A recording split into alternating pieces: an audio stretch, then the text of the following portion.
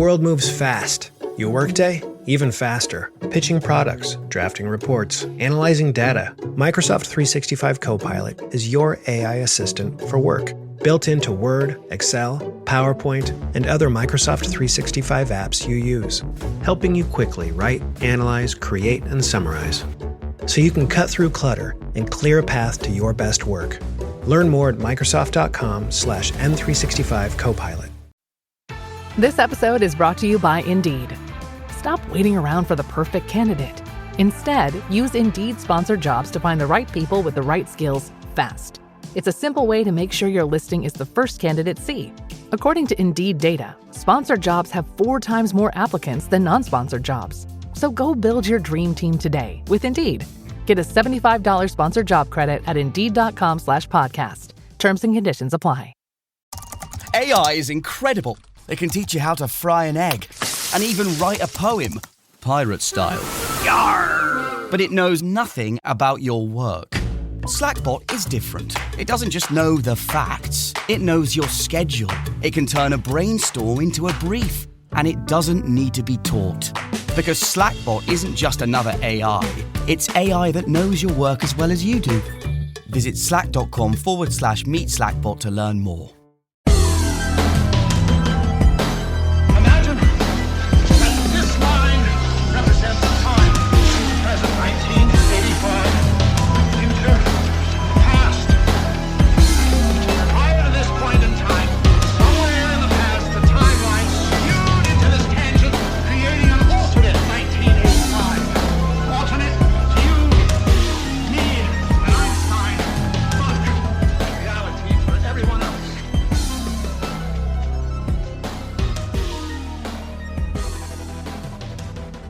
And welcome back to the Infinite Rabbit Hole. I'm your host, Jeremy, and today we're going to go ahead and wrap up our coverage on near-death experiences. We're going to start off with Dr. Grayson's last point, and then we're going to go ahead and jump into some of other people's research. And then we're going to jump into some of the science and maybe a topic here and there as well. Before we get started, and I don't want to take too long, go ahead and rate us 5 stars if you would, please. Without further ado, travelers, let's go ahead and jump right into this. No waiting here today. We'll see you on the other side.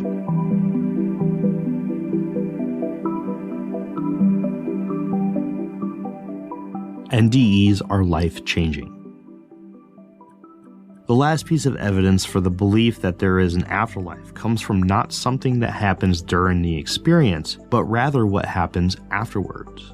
Many people who experience an NDE no longer fear death, have a greater appreciation for life, and oftentimes begin to seek out ways that they can help others who fear this transition or are suffering from something that has them knocking on death's door. Many even claim to have been either permanently or temporarily given gifts of supernatural psychic type that puts them more in balance with those that are around them. Although there are many who come out of an NDE with a new positive look on life, there are plenty that come out and have a very negative outcome from the experience. Typically, this does not come from the experience itself.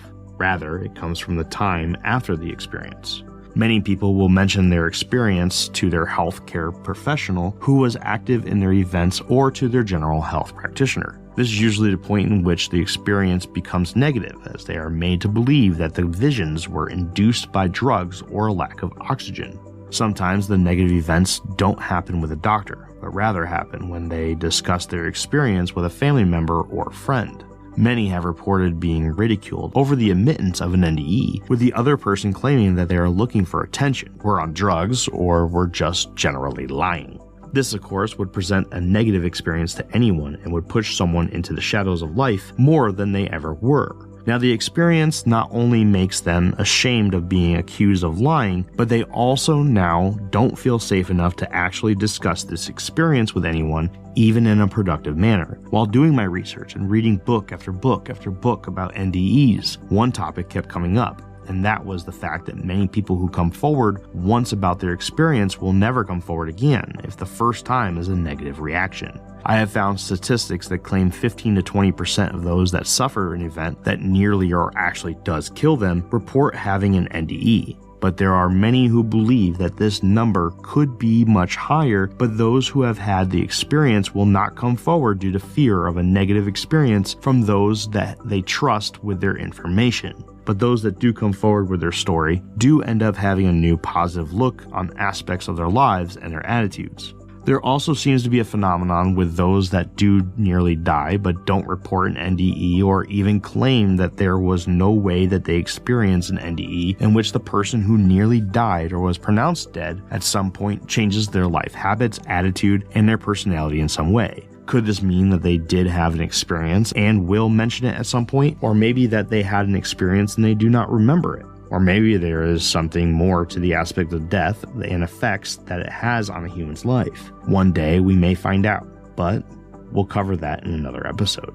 According to a study by PMH Atwater in Jeffrey Long's book Evidence of the Afterlife, Atwater claims to have found that it takes the average NDER about 7 years to fully understand, mentally recover, and integrate back into their normal lives after an NDE. But no matter the study, it seems that a common conclusion is that the experiencer tends to come out with a new look on life, which most typically comes out positive with such changes as, quote, more self-confidence, a stronger sense of spirituality, a reduced interest in material gain or status, and a greater appreciation of life, says Long.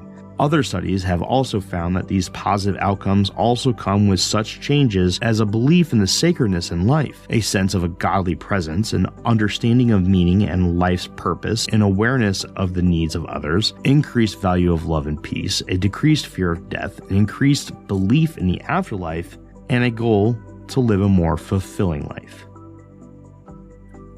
The other details.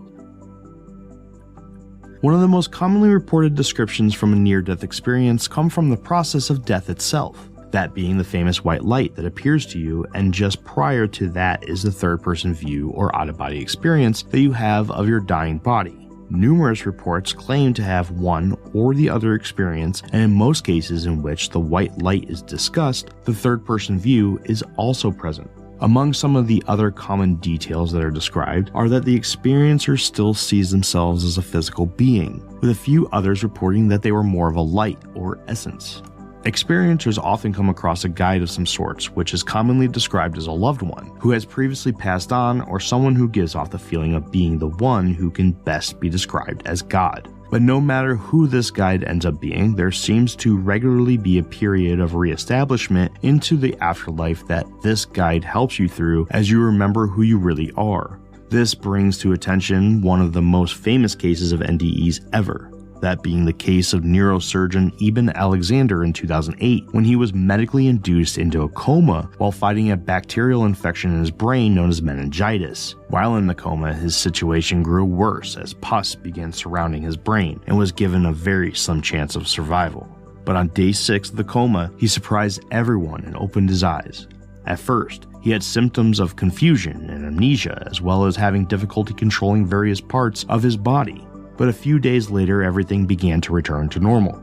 It was then that he began talking about his out-of-body experience he had while comatose.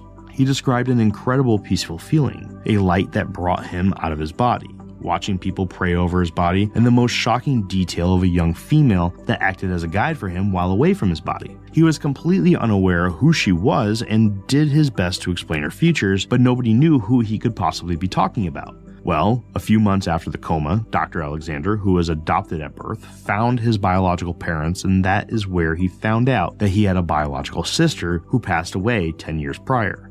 One look at a picture of her, and he knew exactly who his mystery guide in the afterlife was. More on this case in a future episode of The Infinite Rabbit Hole. In Dr. Grayson's book After, Grayson points out a detail that he saw fluently in his research subjects' NDEs.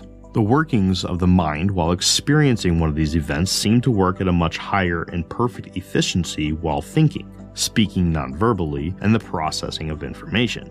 Quote, "What I found is that many of them did report that their thoughts become much faster, clearer, and more logical than usual. This not only affects the mind, but seems to also affect the senses of hearing and vision in many cases as well. Many experiencers detail incredible colors or lights that they cannot explain with human words, ones that they have never seen or could even conceptualize from their earthly perspective. The same goes for the sense of hearing, as many specifically detail the ability to hear every single detail of the area in which their near-death experience took place. In Grayson's book titled After, he quotes a man by the name of Greg Gnome who drowned after going over a waterfall. Suddenly, I could hear and see as never before. The sound of the waterfall was just so crisp and clear that it really is indescribable. Another important detail that is outlined by Grayson is a seemingly different perception of time. He highlights in many different accounts, which describe a lack of time or time that was moving much slower in the physical world, experiencers have regularly described how their events felt like hours, days, months, or even years, but in reality, only a few seconds or minutes had passed in the physical world. And the last commonly described detail is the environment of the afterlife. To be clear, there are typically two different categories of environments commonly described. One of which is in the setting of the cosmos, where you are surrounded by infinite black. In some cases, this is among stars, planets, black holes, quasars, and nebulas, and in other cases, this is simply just a void, lacking any color whatsoever. The second category of environment is more earthbound or human experience, which comes in the shape of a building with a long hallway with many rooms attached for processing, or a beautiful garden, with many experiencers reporting both. Adobe Acrobat Studio, so brand new. Show me all the things PDFs can do. Do your work with ease and speed. PDF Spaces is all you need. Do hours of research in an instant with key insights from an AI assistant. Pick a template with a click. Now your prezzo looks super slick. Close that deal? Yeah, you won. Do that, doing that, did that, done. Now you can do that with Acrobat. Now you can do that with the all-new Acrobat. It's time to do your best work with the all-new Adobe Acrobat Studio. How does PwC take your company to the leading edge? They bring the sharpest minds in tech to your team, so you can bring the ideas that will transform your business. They're passionate about your industry, so you can walk into any room with every advantage. And they're with you every step of the way, so you can know you're headed in the right direction. PwC builds for what's next, so you can get there now. Get started at pwc.com/us/leading edge. Don't chew on that, Max. Cooper loves that chew too. Oh, now he's into Cooper's food. Wow, he is loving it. What do you feed Cooper? Blue Buffalo Life Protection Formula. He never leaves a crumb. I love it because it's made with high-quality protein, nutrient-rich fruits and veggies, and wholesome whole grains. Looks like we're switching to Blue. Blue Buffalo foods are made with the superior ingredients your dog needs to thrive. Can your dog food say that? Visit feedbluefood.com to learn more. A modern look at an ancient mystery. In Jason Hewlett and Peter Wrent's book, Dying Light, an investigation into near-death experiences, Hewlett discusses a more modern technique to the research going on into the phenomenon of near-death experiences. Through this chapter of the book, he dives into conversations with Andrea Soto of Western University's Brain and Mind Institute, in which they discuss the usage of test mining and AI technologies to help extract information from 158 different written accounts of near-death experiencers. This process began by asking experiencers to write down whatever they remember from their experience in an essay format without any limitations. The purpose of this was to remove the limitations of multiple choice answers and attempt to rid the possibility of creating a false memory in the person who is being surveyed.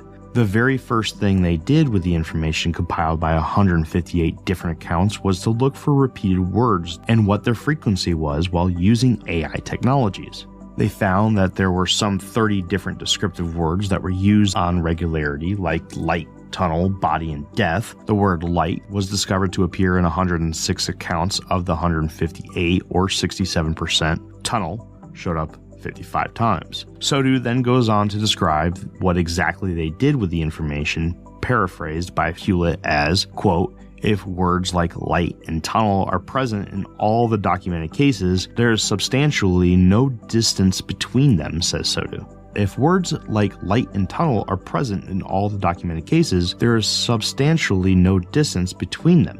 If a word is present in one account, but not in any other, there is a great distance between them. By taking this step, they were then able to discover that positive toned words show up much more frequently, like see and light, and when compared to negative toned words like death and fear. After this step, they looked at the specific position of these terms and whether or not they were used to describe the general experience, or just a small portion of it, or possibly even the time before or after the experience took place. This then showed that the vast majority of the actual near-death experiences that were recorded were viewed as a positive experience by the person who experienced them. They were also able to discover that most accounts describe certain details, such as a light or tunnel, and some even described a tunnel of light.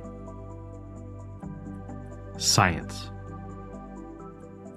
In the 1950s, neurosurgeon Wilder Penfield of the McGill University's Montreal Neurological Institute became the most well-known name in the studies involving the mapping of the brain and what areas are responsible for what action. His studies were based around patients who suffered from seizures that were not made better with medication. According to the website clevelandclinic.org, a seizure is a medical condition where you have a temporary, unstable surge of electrical activity in your brain. When that happens, the affected brain cells uncontrollably fire signals to others around them, which overload the areas of the brain. In the 1950s, the answer to this was to find the area of the brain that was causing the seizures and remove it. Penfield's process for finding the culprit section of the brain was to apply small shocks of electricity to various parts of the patient's brain in order to force the condition causing the patient to seize.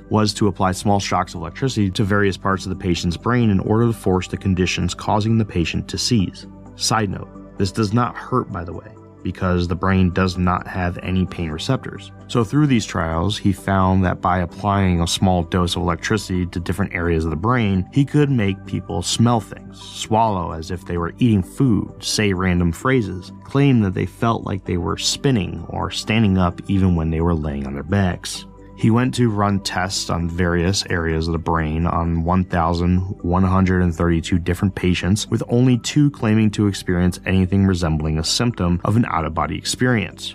One of which, according to Dr. Grayson, occurred when Penfield removed the electrical current from the patient's brain, which caused the patient to then claim that it felt like he was leaving his body, and another patient claimed to feel as if they were halfway there and halfway somewhere else. But other than these 2 cases, there is nothing in Penfield's reports that point to anything resembling an out-of-body experience. A popular skeptical argument against NDEs, or more specifically the out-of-body experience and the life review, come from the idea that the brain may be firing off one last finale of electrical pulses in the areas of the brain that stimulate memories and other feelings or actions. This is easily put to test due to the fact that the EEGs show that brain activity reduces after about 6 seconds after the heart stops, and all signs of brain activity are completely gone after another 10 to 20 seconds without ever having a spike from the input of electrical data. Therefore, there is no increase of electrical activity that is responsible for this phenomenon.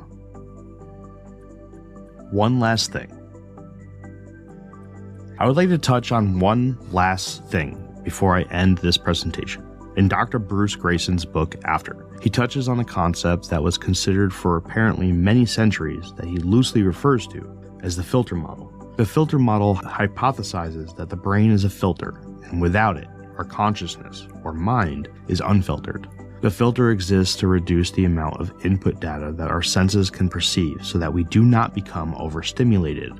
Rather, it controls the contents and the amount of said contents in order to allow for only the information and knowledge that is necessary for survival. Grayson quotes the Greek philosopher Hippocrates from over 2,000 years ago, stating the brain is the most powerful organ of the human body, for when it is healthy, it is an interpreter to us of the phenomenon that gives us intelligence. To consciousness, the brain is the messenger. Wherefore, I assert that the brain is the interpreter of consciousness. He uses this quote as a way to prove that the belief that the brain and the mind have been considered to be 2 different entities for a very long time, although there was a time between then and now that this was not the case. This way of thinking seems to be making a U-turn though, with many neurologists and other doctors or scientists referenced in Grayson's book being of the belief that the mind and the brain are independent of each other. Almost immediately after his quote from Hippocrates, he quotes an English philosopher from the early 1900s named Aldous Huxley as saying, quote, The function of the brain and nervous system is to protect us from being overwhelmed and confused by his mass of largely useless and irrelevant knowledge by shutting out most of what we should otherwise perceive or remember at any moment, and leaving only that very small and special selection which is likely to be practically used.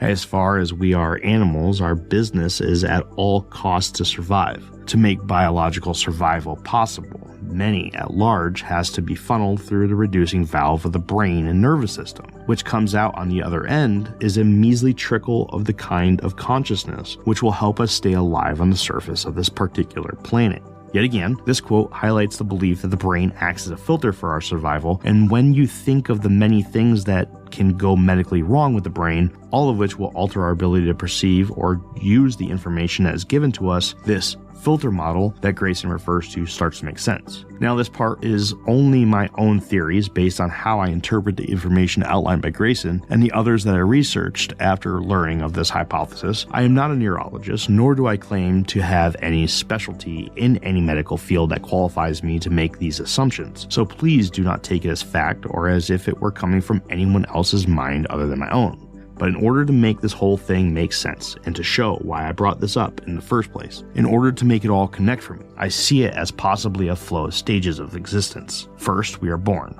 Our physical bodies enter this world with a brain that is completely blocking out all knowledge and experiences that we will slowly get later as our lives go on. Our minds are a blank slate, and our brain is a tool that we use to filter specific information to gradually give us everything we need to survive and only that information. This, as Grayson points out, is our brain's way of ensuring our overall safety by controlling the inputs of information to our minds. This will make more sense soon. As we grow, our brain learns that there is more and more information that is required for survival and slowly filters less and less until we get to our peak knowledge and experience near death and old age. Those that experience an NDE have their minds separated from their physical bodies, which removes the filter that is the brain. This would explain the reports of new colors, sounds, feelings, the flow of infinite knowledge, the peacefulness, the ability to move around without the constraints of a physical body, and the feeling that this experience is the true reality as compared to the one where the brain filters everything. Then, as those come back from their NDE, they find it hard to be able to explain in words what it was that they experienced, since their brain is once again acting as a filter of our knowledge, and we no longer have the tools to express what we experienced. The very loose comparison I can make to what I am trying to say is to think of our lives as humans on Earth as the necessary process of the birth of a mind, sort of like that of a caterpillar in a cocoon to become a butterfly. Our minds do need this physical form. Why that is, I don't know yet. And it seems important due to our overall obsession of survival and the brain acting as a filter against extra voices of bombardment of information entering our minds that would undoubtedly distract us to the point of possible insanity, ultimately removing us from the goal of survival. Those that experience NDEs commonly claim that they are told to return to their physical body to finish something or to gather information about something unknown. This would make sense that the process of going through a physical state is important. Finally, as our bodies begin to decay and the filter of our brain begins to close up, we enter the waning hours of our physical lives, and as we die, our minds are released into the afterlife, fulfilled in the goals of our physical selves. The cocoon breaks open, and we spread our wings for the first time, ready for all the information and experiences that are waiting for us in our next reality.